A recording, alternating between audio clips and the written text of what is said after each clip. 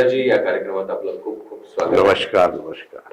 आपल्या देशामध्ये कामगारांची संख्या खूप मोठी आहे. सेवानिवृत्त कामगारांची संख्या पण तेवढीच मोठी आहे. प्रकाश सरांचं एक वैशिष्ट्य असं आहे की ते हातमाग मंडळामध्ये त्यांनी जवळपास 35 वर्ष काम केलं आहे. नोकरी करत असताना त्यांनी कामगार संघटनेचं काम केलं, कामगारांच्या वेगवेगळ्या समस्या हाताळल्या आणि स्वतःच्या सेवानिवृत्तीनंतर देशभरातल्या राज्यातल्या सेवानिवृत्त कर्मचाऱ्यांचा विषय, त्यांचे प्रश्न, त्यांच्या समस्या हाताळण्याच्या दृष्टीने पण त्यांनी काम सुरू केलं. सर, ही जी सुरुवात झाली कामाची सेवानिवृत्त कर्मचाऱ्यांसाठी, तुम्ही कामगारांसाठी आधी काम करत होता, पण सेवानिवृत्त कर्मचाऱ्यांसाठी पण काम सुरू केलं पाहिजे, हो, असं केव्हा वाटलं? मी 2007 मध्ये रिटायर्ड झालो. रिटायर्ड झाल्यानंतर मला मिळणारी पहिली पेन्शन जेव्हा होती ती 1350 रुपये होती. ती 1350 पेन्शन का कमी मिळते वा याकरता म्हणून मी प्रॉव्हिडंट फंड कार्यालयात गेलो आणि मी तर गव्हर्नमेंट सर्वंट आहे, अंडरटेकिंग गव्हर्नमेंट ऑफ मध्ये काम करत होतो आणि मला तर सगळे नियम गव्हर्नमेंटचे लागू होतात, मग मला का कमी मिळते? तर त्यावेळेला त्यांनी सांगितलं की तुम्हाला मिळणारी पेन्शन हे कॉन्ट्रीब्युटरी आहे आणि कॉन्ट्रीब्युटरी असल्यामुळे तुमचं कॉन्ट्रीब्युशन जे प्रॉव्हिडंट फंडामध्ये आतापर्यंत जमा झालेलं आहे त्याच्या अनुषंगाने तुम्हाला मिळते आहे. म्हटलं हे तर वाढायला पाहिजे, आमच्यावर अन्याय आहे. पण त्यावेळेला ते म्हणाले तुम्हाला 1350 मिळते, पण माझ्याकडे 4 रुपये पेन्शन देताना कमिशनर तिथले बोलले की त्यावर सही करताना मला हे होतं. तर त्या अनुषंगाने मग तेव्हापासून मी या कार्यक्रमाला सुरुवात केली की ही पेन्शन कशी वाढवता येईल आणि गव्हर्नमेंटच्या नियमाप्रमाणे आपल्याला कसं मिळेल याकरता मी सतत संघर्ष करत राहिलो आणि करतोय. हळूहळू तुम्ही एक संघटन तयार केलं सेवानिवृत्त कर्मचाऱ्यांचं, तर त्याची कहाणी कशी आहे? त्याची 2007 ला जसा रिटायर्ड झालो मला मिळणारी पेन्शन कमी झाली तर 4 रुपये पेन्शन ही जेव्हा मी पहिल्यांदा लोकांची ऐकल्यानंतर माझं हृदय हालायला लागला आणि मी त्यावेळेला मग मी आमचे पत्रकार बंधूंना यांना त्यांना काहीतरी आपण करायला पाहिजे बाबा, मी पत्रकारांशी भेटलो तर माझ्या पुढे हा प्रश्न पत्रकारांनी विचारला की 4 रुपये पेन्शन कशी होऊ शकते? ती होऊ शकत नाही. हे खरं असताना सुद्धा मी म्हणाल नाही सर, आहे खरी गोष्ट आहे. तर तुम्ही मला पासबुक आणून दाखवा. तर आमचे विणकर कामठीमध्ये होते जे बिडी मजदूर आहेत, त्या मजदुरांकडे गेलो आणि तिथे पासबुक त्यांचे शोधून आणल्यानंतर प्रत्यक्षामध्ये मी त्यांना दाखवलं आणि त्यांनी माझ्यावर त्यावर विश्वास ठेवला आणि आजपर्यंत ते मला मदत करतात. 4 रुपयाची पेन्शन हा खरोखरच त्या कामगारांसोबत केलेला खेळ आहे. आज जी स्थिती आहे म्हणजे तेव्हा 4 रुपये त्या काळातल्या हिशोबाने समजा असतील तेव्हाही ते कमी होते, पण आजची जी काही अमाऊंट आहे, फिगर आहे पेन्शनची, ती समाधानकारक आहे? मुळीच किती मिळते पेन्शन? ती आता पेन्शन जी आहे ती संघर्षातून आलेली पेन्शन 1000 रुपये झालेली आहे. मिनिमम पेन्शन 1000 रुपये केली, परंतु या 1000 मध्ये जरी हिस्ट्री पाहिली तर प्रत्यक्षात 1000 रुपये मिळत नाही.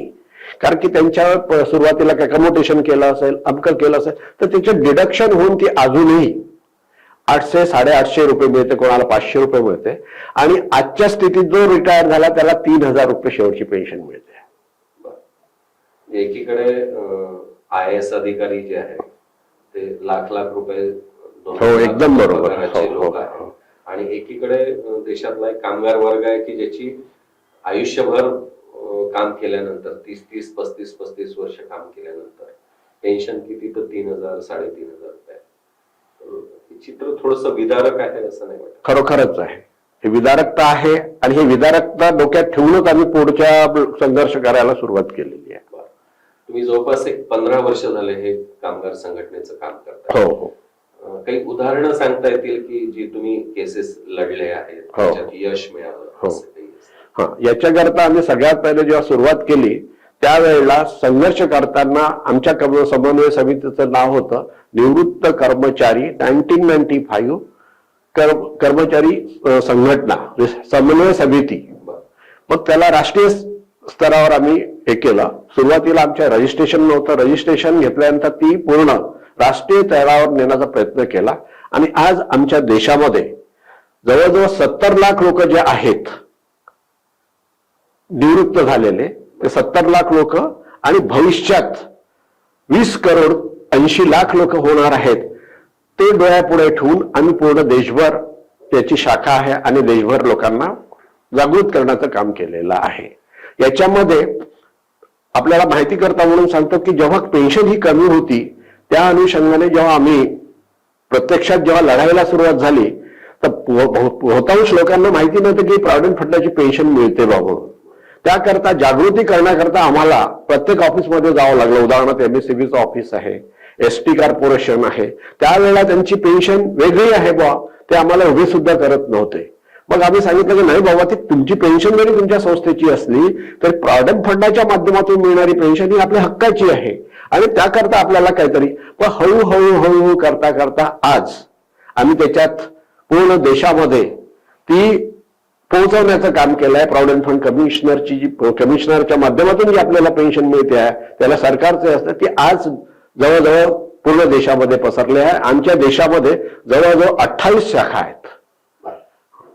एक लोकांच्या मनातला जो एक समज आहे तो असा आहे की साधारणतः सरकारी नोकरी असेल तर पेन्शन मिळते आणि तुम्ही प्रायव्हेट कंपन्यांमध्ये काम करत असाल किंवा एखाद्या खाजगी संस्थेत जर काम करत असाल तर तुमचा आणि पेन्शनचा काही संबंध नाही. तर काय याच्यातलं स्पष्ट हाच मी तुम्हाला सांगतो की सुरुवातीला लोकांमध्ये अशा प्रकारचा भ्रम भागवण्यात आला की बा तुम्हाला पेन्शन मिळत नाही, तुम्हाला पैसा वापस मिळाला, कशाची पेन्शन मिळते, अशा प्रकारची भ्रम कल्पना त्यांच्यामध्ये असल्यामुळे प्रत्येकाने त्याला लक्ष दिलं नाही. आणि लक्ष न देताना आपला समन्वय समिती, निवृत्त कर्मचारी समन्वय समिती ही जेव्हा स्थापन झाल्यानंतर आम्ही त्याच्यावर अभ्यास केला. अभ्यास केल्यानंतर आमच्या अशा लक्षात आलं की ही पेन्शन केवळ पेन्शन नसून याला सामाजिक सुरक्षा आहे आणि सामाजिक सुरक्षेच्या हिशोबाने ही पेन्शन EPS तुमच्या मिनिमम वेजेस ऍक्टच्या अनुषंगाने ही तयार करायला पाहिजे. ती का होत नाही याच्यासाठी आम्ही प्रयत्न केला आणि त्याच्यामध्ये संघर्ष करत करत आम्हाला त्यावेळेला हे संघर्ष करताना सुरुवातीला पॉलिटिकली सपोर्ट नव्हता, पॉलिटिकली कोणी विचारतही नव्हतं. कामगार संघटना ज्या होत्या त्यांनी फक्त इंटरेस्टसाठी लढाई दिली. आज इंटरेस्ट याच्यावर मिळाला पाहिजे, तेवढा मिळाला पाहिजे, असा प्रकारचा जो होता. मग आम्ही म्हटलं की इंटरेस्ट पेक्षा आमचं भविष्य 68 वर्षांनंतर आम्ही काय करायचं. आमच्या प्रायव्हेटमध्ये काम करणारे लोक काय व्याज देत नाहीत, आमच्या प्रायव्हेटमध्ये काम करणारे लोक काय तुम्ही प्रोफेशन टॅक्स म्हणा किंवा टॅक्सेस घेत नाही का, ते सगळे घेत असताना आम्हाला एक न्याय आणि दुसऱ्याला काय न्याय. देशामध्ये एकच पेन्शन असायला पाहिजे आणि ती पेन्शन म्हणजे सरकारी कर्मचाऱ्यांना जी पेन्शन मिळते त्याचप्रमाणे आम्हाला सुद्धा या प्रायव्हेटमध्ये ज्या ज्या संस्था आहेत त्यांना मिळायला पाहिजे, हा उद्देश डोळ्यापुढे ठेवून आम्ही लढाई लढली. आणि त्याच्यामध्ये आम्हाला आदरणीय नितीनजी गडकरी हे त्यावेळेला अध्यक्ष होते बीजेपीचे, त्यांना आम्ही जाऊन भेटलो. त्यांच्यानंतर त्यांच्या लक्षात आणून दिला. 2-3 मिटिंग झाल्यानंतर त्यांनी आम्हाला सांगितलं की तुमचा प्रॉब्लेम हा खरोखरच जिनयन आहे आणि मी तुम्हाला याच्यात मदत करेन. मग त्यांनी आम्हाला प्रकाश जावडेकर यांना या काम करत, त्यावेळेला ते हे होते राज्यसभेचे सदस्य होते, नागपूरला यायचे ते, आणि नितीन गडकरींनी सांगितल्याप्रमाणे त्यांनी आमच्याशी सतत मिटिंगा घेतल्या. त्यावेळेला आमचे हंसराजजी अहिर आणि आपल्या इथल्या बीजेपीच्या लोकांनी मला खूप आम्हाला मदत केली आणि त्याच्यातून या अभ्यास करून आम्ही जवळजवळ 50 ते 60 मिटिंगा प्रकाश जावडेकरांबरोबर यांच्याबरोबर बसून ते तयार केल्यानंतर भगतसिंग कोश्यारी कमिटीची स्थापना झाली. भगतसिंग कोश्यारी समिती जी आहे यांनी जो अहवाल सरकारला सादर केला त्याच्यातले महत्वपूर्ण मुद्दे नेमके काय? त्याच्यातले महत्वपूर्ण मुद्दे असे आहेत की भगतसिंग कोश्यारी कमिटीमध्ये सगळ्यात पहिला जर मुद्दा असेल तर आपलं जे कॉन्ट्रीब्युशन जातं एम्प्लॉयर, एम्प्लॉईज आणि गव्हर्नमेंट.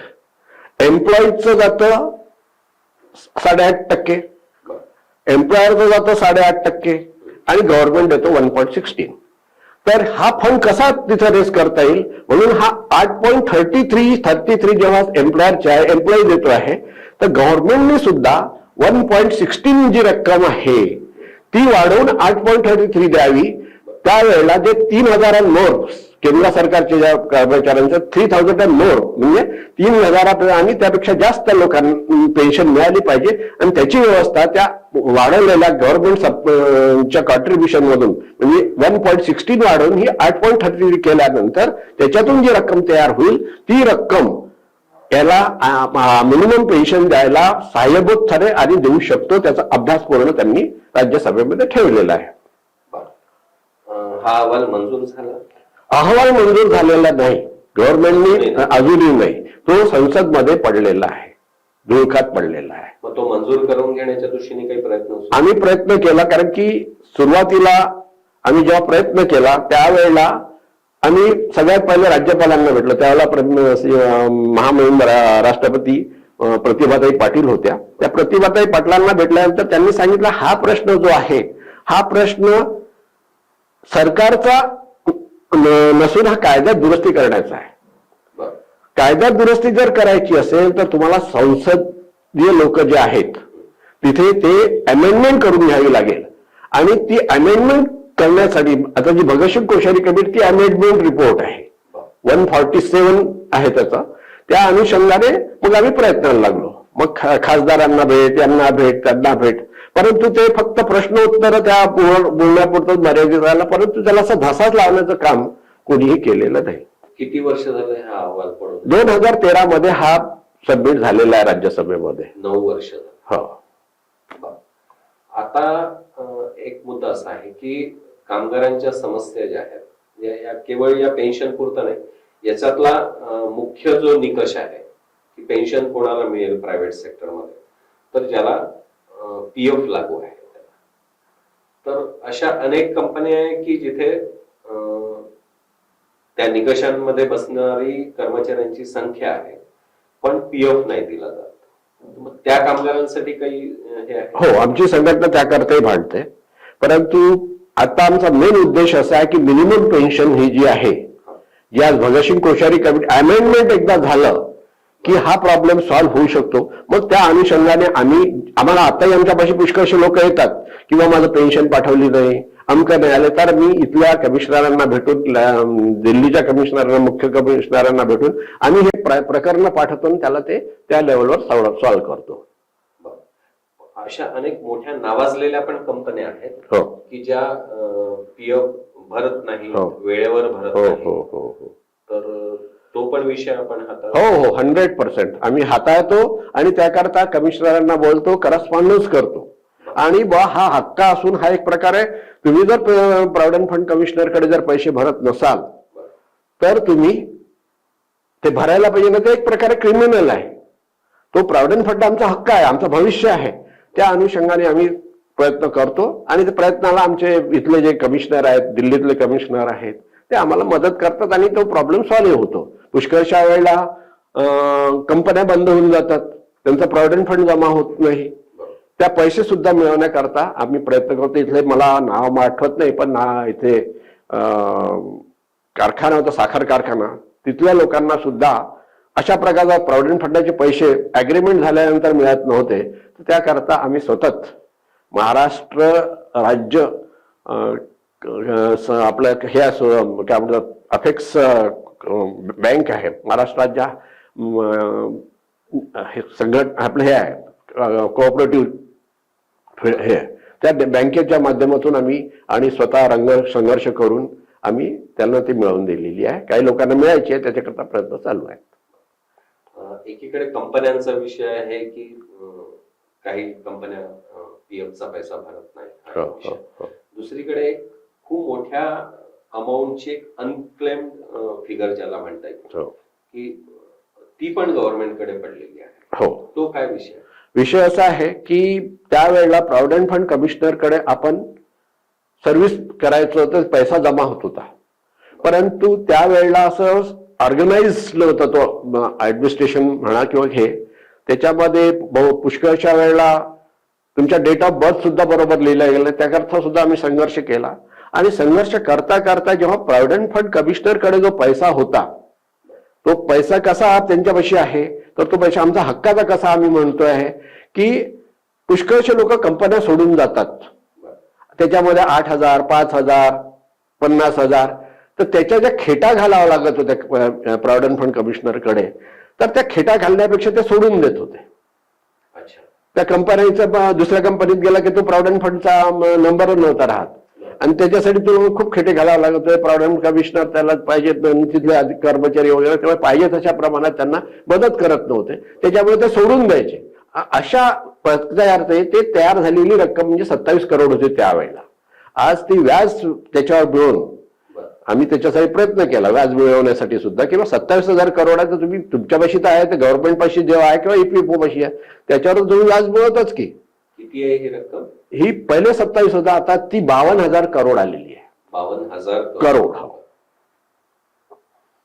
तर ही रक्कम आता जे कर्मचारी आहेत सेवानिवृत्त किंवा भविष्यात जे निवृत्त होते त्यांना मिळाली पाहिजे अशी तुमची मागणी? आमची मागणी त्यांना, कारण की आम्ही स्वतः जेव्हा कमिशनरांशी बोललो तर यावर तुमचा अधिकार नाही असं ते म्हणायचे, कारण की अनक्लेम्ड अमाऊंट आहे, आणि त्यांनी जर आम्हाला जर उद्या मागितलं तर आम्हाला ते परत करावं लागणार. तर आम्ही त्यांना म्हटलं की आतापर्यंत जो अनक्लेम्ड अमाऊंट पडलेली आहे ती वाढती आहे दरवर्षी, तुम्ही त्याचा उपयोग आता तर आमच्या लोकांना त्याचा बेनिफिट का देऊ नये, म्हणून आम्ही बेनिफिटसाठी म्हणून आम्ही इथे तुमच्या रेशीमबाग ग्राउंडला एक मोठं महासंमेलन घेतलं होतं राष्ट्रीय लेवलचं. त्याच्यामध्ये आम्ही रेझोल्युशन पास केलं, ते रेझोल्युशन सगळं त्यांना पाठवलं. त्याच्यात रेझोल्युशन असं घेतलं की जे अनक्लेम्ड अमाऊंट आहे ते अनक्लेम्ड अमाऊंट जी आहे ती अनक्लेम्ड अमाऊंट व्याजासहित जे 52 करोड झाली, एक त्याच्या अगोदर थोडी कमी होती, ती हळूहळू वाढते व्याजामुळे म्हणा, आणि काही लोक असे अजून आहेत त्याच्यामध्ये. तर असं करत असताना तो जो अमाऊंट होता तो अमाऊंट आम्ही इकडे तिकडे न देता, याच्यावर आमचा पूर्ण अधिकार आहे. सामाजिक दृष्टिकोनातून जरा विचार केला तर काही ठराविक रक्कम तुम्ही ठेवून द्या, जर कोणी पैसे मागायला आले त्यांना द्या, परंतु इतकी मोठी अमाऊंट जी आहे ती इथे भारत सरकारचं जे हेल्थ सेंटर आहे, CGHS म्हणतात त्याला, त्या CGHS, डायरेक्टर ऑफ CGHS कडे तुम्ही ही वळती करा आणि आम्हाला केंद्रीय कर्मचाऱ्यांप्रमाणे जे फॅसिलिटीज आहे तुमच्या आरोग्याची ती पूर्णतः लागू करा. कारण की काय की केंद्र शासनाकडे ती पूर्ण व्यवस्था आहे, ESI पेक्षा व्यवस्था आहे ती, आणि ती आमचा अमाऊंट आहे. केंद्र शासनाचे कर्म जे आहे, केंद्रीय स्वास्थ्य केंद्र जे आहे आपला संस्था आहे, त्या संस्थेकडे जो सरकारी कर्मचारी रिटायर्ड होतो त्यांचे पैसे जमा करावं लागतं रिटायर्ड म्हणजे, त्याप्रमाणे हा पैसा आम्ही न देऊ शकत नसल्यामुळे तुम्ही गव्हर्नमेंट त्या डायरेक्टर ऑफ हेल्थला पाठवा, आणि डायरेक्टर ऑफ हेल्थला पाठवल्यानंतर ती सुविधा आम्हाला लागू करा, कारण की त्यांच्याकडे सगळं इन्फ्रास्ट्रक्चर आहे, परत तुम्हालाही खर्च करायची आहे ना, आम्हाला द्यायची आवश्यकता नाही. याच्यात तुमचं म्हणणं आहे की सेवानिवृत्त कर्मचारी ज्यांना आरोग्य सुविधा पाहिजे आहे त्यांना सरकारी या व्यवस्थेमधून ती मिळावी, आणि आमचा पैसा जो आहे तो अनक्लेम्ड अमाऊंट जो म्हणतो आपण, याला त्याला देणं इकडे तिकडे टाकण्यापेक्षा त्यांनी सरकारने डायरेक्टर ऑफ हेल्थला, म्हणजे सरकारचा पैसा सरकारपाशीच राहील आणि आम्हाला ती फॅसिलिटीज मिळेल. निवृत्त कर्मचारी जे भविष्यात नाही तर त्याच्यानंतर पैसे भरावेच लागतात त्याच्यावर. आता तुमची जी संघटना आहे त्याची भविष्यातली कामाची दिशा कशी राहील? आता सगळ्यात पहिला आमच्या संघटनेचा महत्वाचा उद्देश असा आहे की आम्हाला जी पेन्शन मिळते ती फारच कमी मिळते आहे. ज्याचा रेफरन्स मी तुम्हाला याच्या अगोदरच्या प्रश्नाचं उत्तर 3,000, 1,000 ते 3,000 याच्यात ती कशी मिळते ती तुम्हाला त्याची पूर्ण कल्पना मी दिली आहे. ती भगतसिंग कोश्यारी कमिटीच्या अनुषंगाने देशातील 750 जे खासदार आहेत, राज्यसभा MP, राज्यसभा MPs म्हणा किंवा आपले संसदीय अध्यक्ष, त्या सगळ्यांनी हा कायदा करायला पाहिजे. आणि कायदा करत असताना भगतसिंग कोश्यारी कमिटीचा पहिला पॉईंट मी तुम्हाला सांगितला की मिनिमम पेन्शन एवढी देण्यासाठी कसं करू शकतं, त्याच्यात त्यांनी ते अमेंडमेंट केलेलं आहे. अमेंडमेंट करताना काय करायला पाहिजे. त्याचा दुसरा मुद्दा असा आहे की महागाई भत्ता हा लावत असताना गव्हर्नमेंटनी केंद्रीय कर्मचाऱ्यांप्रमाणे ज्याप्रमाणे त्यांना हे मिळते, बजेटरी प्रोव्हिजन होते, त्याप्रमाणे यांची सुद्धा बजेटरी प्रोव्हिजन करा अशी आमची मागणी होती. आणि ती भगतसिंग कोश्यारी कमिटीच्या दुसऱ्या याच्यामध्ये त्यांनी दुसऱ्या याच्यामध्ये ती ठेवलेली आहे. म्हणजे आम्हाला जर महागाई भत्ता द्यायचा झाला तर केंद्र शासनाने बजेटमध्ये त्याचे प्रोव्हिजन करायला पाहिजे. आणि बजेट करण्याचा पण आमचा हक्क आहे तो, कारण की आम्ही सगळ्या प्रकारचे टॅक्सेस भरत असतो. ते टॅक्सेस जशा इथं ते भरतात आणि आमच्यामध्ये भेदभाव करू नये हे आम्ही त्यांना विनंती केली अजून, परंतु ते अमेंडमेंट न झाल्यामुळे आज ते तसंच पडलेलं आहे. किती रुपये पेन्शन मिळावी अशी मागणी आहे?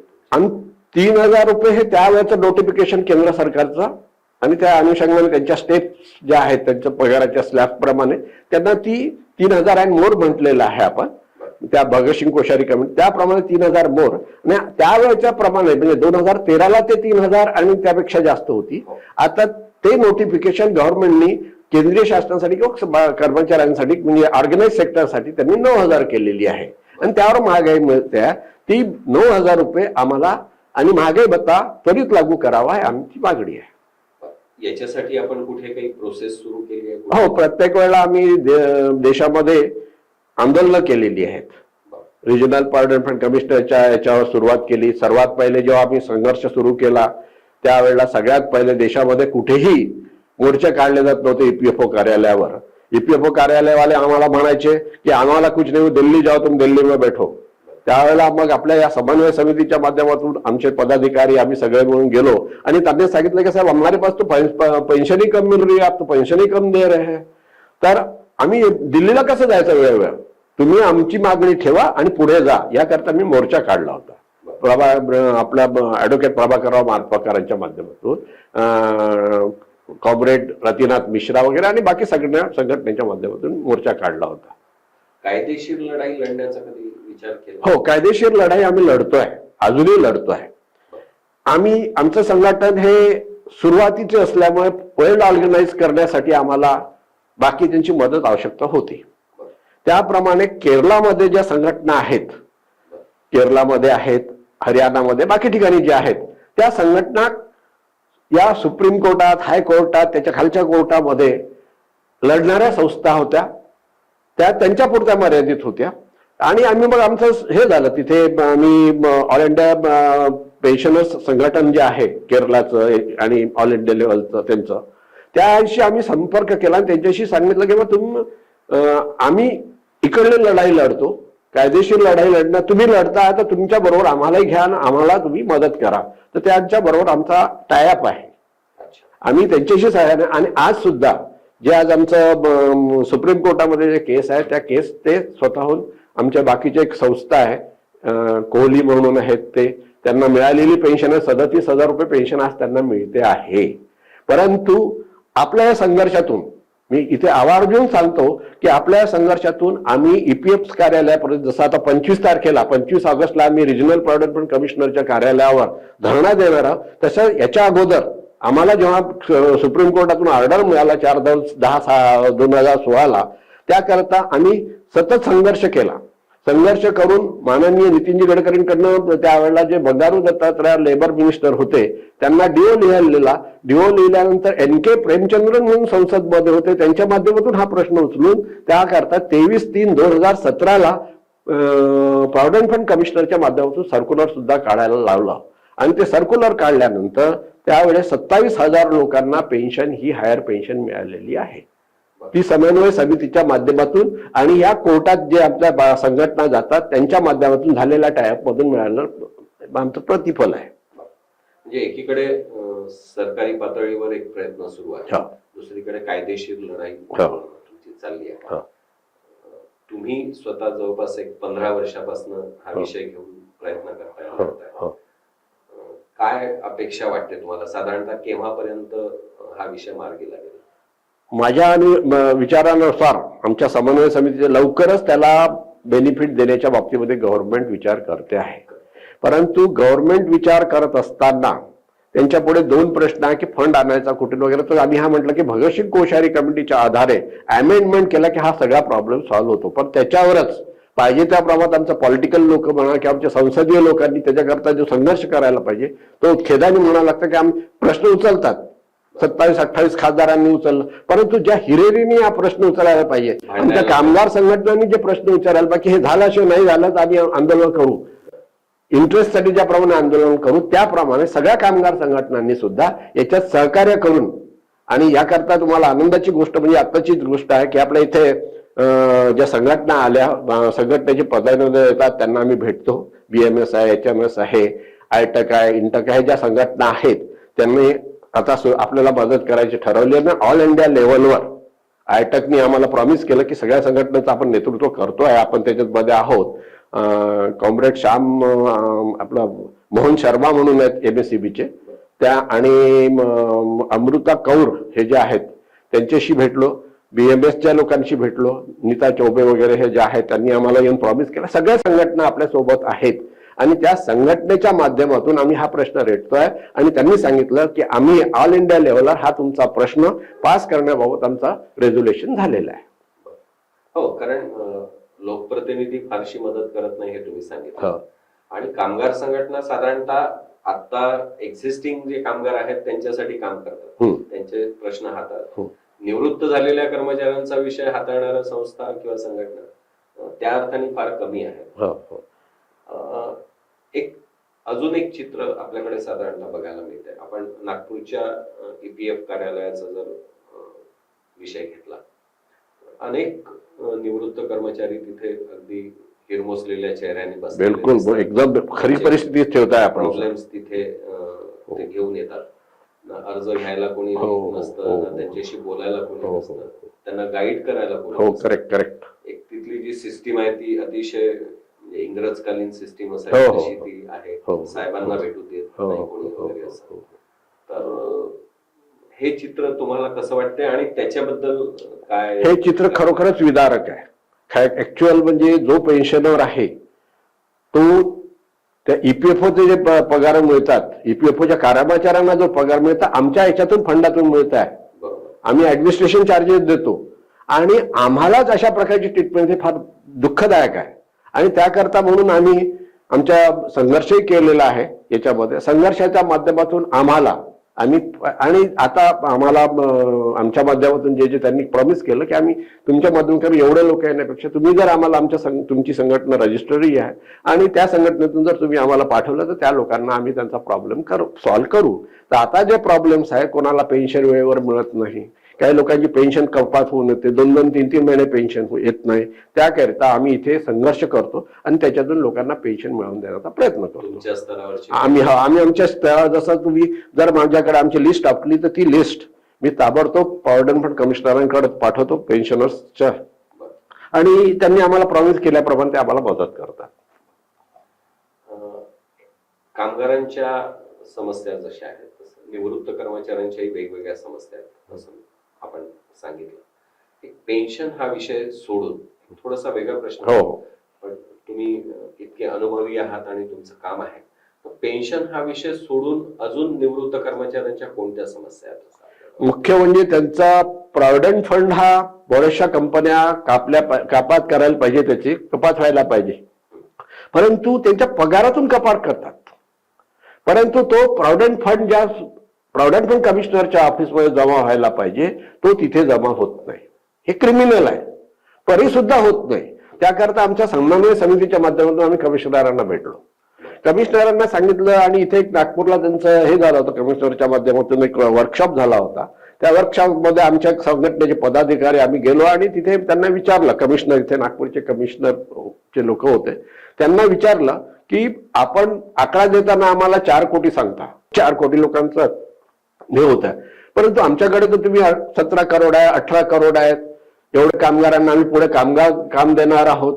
मग हे 18 करोड एकीकडे तुमचाच आकडा की आम्ही एवढा प्रॉव्हिडंट फंड, मग ह्या 4 करोड लोकांवर जर तुम्ही कॉन्ट्रीब्युशन घेता फक्त, तर ते म्हणाले की रेग्युलर होणारे जे फंड म्हणजे आमच्याकडे जमा होणार ते 4 कोटी आहेत, 4 कोटी समथिंग आहे. ते मी एक्झॅक्टली सांगू शकणार नाही, त्यावेळेचा आकडा आहे तो.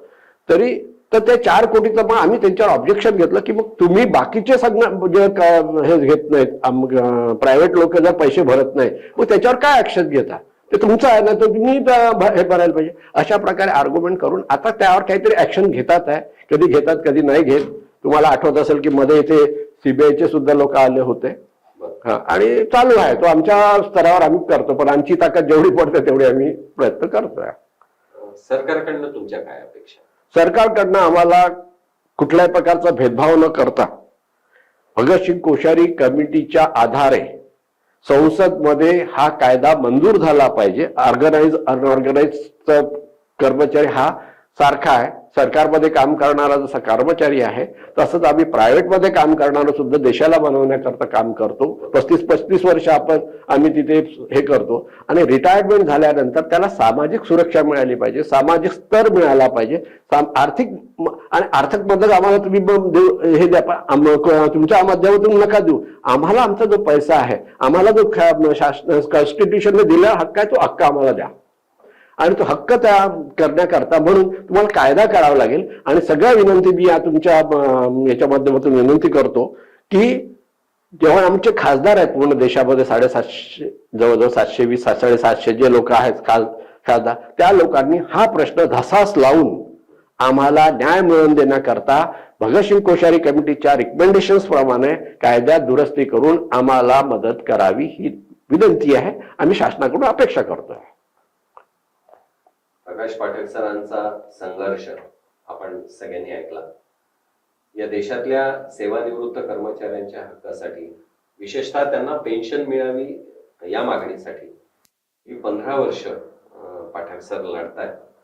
सरकारकडनं, लोकप्रतिनिधींकडनं असलेल्या अपेक्षा त्यांनी व्यक्त केल्या आहेत. पाठक सर आपल्या या संघर्षाला आणि सेवानिवृत्त कर्मचाऱ्यांना जे खूप आशेने आपल्याकडे बघतायत, आपल्या संघटनेकडे बघतायत, त्यांची मागणी पूर्ण करण्याच्या दृष्टीने आपल्याला लवकरात लवकर यश मिळो अशी अपेक्षा, शुभेच्छा दोन्ही व्यक्त करतो. पाठक सरांची ही माहितीपूर्ण मुलाखत आपण इथेच थांबवूया. सर, धन्यवाद. धन्यवाद. धन्यवाद.